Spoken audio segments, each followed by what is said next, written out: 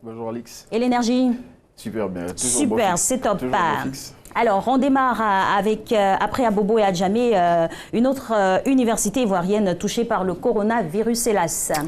Oui, bonjour à tous. Il s'agit de l'université Alassane Ouattara de Bouaké, où 4 étudiants et un enseignant-chercheur ont été testés positifs à la Covid-19. Ces personnes, selon un communiqué de la présidence de cet établissement qui est repris par Soir Info, ont été transférées à Abidjan pour être prises en charge. Et toujours selon cette note, le campus 2 de l'université Alassane Ouattara sera fermé du 19 juin au 2 juillet pour désinfection. Très important. Alors, on revient sur le drame d'Anyama. Le bilan s'alourdit, hélas également. Oui, le bilan de l'éboulement survenu dans la cité de la Kola le jeudi dernier a été revu à la hausse ce week-end, car 2 corps ont été découverts dans les décombres et l'un des blessés conduit à l'hôpital est malheureusement décédé. À ce jour, selon l'Inter, on compte donc 16 personnes décédées, 5 disparus et 52 familles sans abri qui ont été recueillies à la Grande Mosquée et à la Mission catholique de la ville. On parle finance maintenant avec l'Inter dans son édition de ce jour même qui propose une enquête sur les services financiers de notre pays.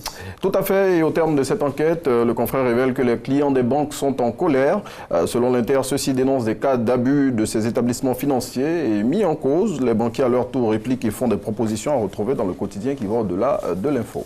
La politique prend ses droits dans cette revue de presse. Le RHDP sûr de sa force pour la présidentielle du 31 octobre 2020, selon le Patriote.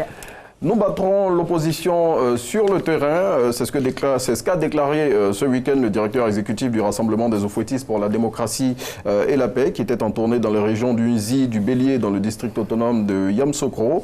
Selon Adama Bictogo, qui est cité par le confrère, vu l'implantation nationale du parti au pouvoir et son bilan qui plaide pour lui, les Ivoiriens, selon lui, n'auront d'autre choix que de plébisciter Amadou Gon Coulibaly. Et prolongement du sujet, toujours la politique avec le quotidien Le Matin qui déclare que Bédié prépare la victoire du Premier ministre Amadou Gon Coulibaly. En tout cas, c'est ce que laisse penser cette une, et jugez-en par vous-même. Bédié déroule le tapis rouge pour Gon au premier tour.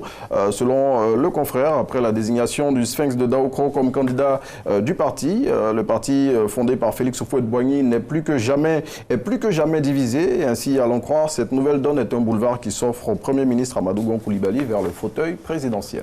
Et on referme cette revue de presse avec un mot de la gendarmerie. Le concours d'entrée à l'École nationale de gendarmerie. L'épreuve préliminaire est prévue pour le dimanche prochain. C'est le dimanche 28 juin 2020 que se tiendra l'épreuve de présélection pour le concours d'entrée à l'École nationale de gendarmerie session 2020.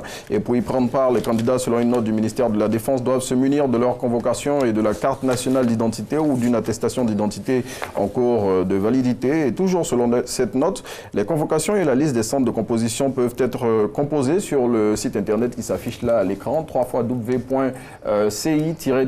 gendarmerie.org. Et concernant les candidats résidant à l'intérieur du pays, ceux-ci composeront dans les chefs-lieux d'état-major suivants: Légion de Daloa, Bouaké, Korogo, San Pedro et Yamsokro.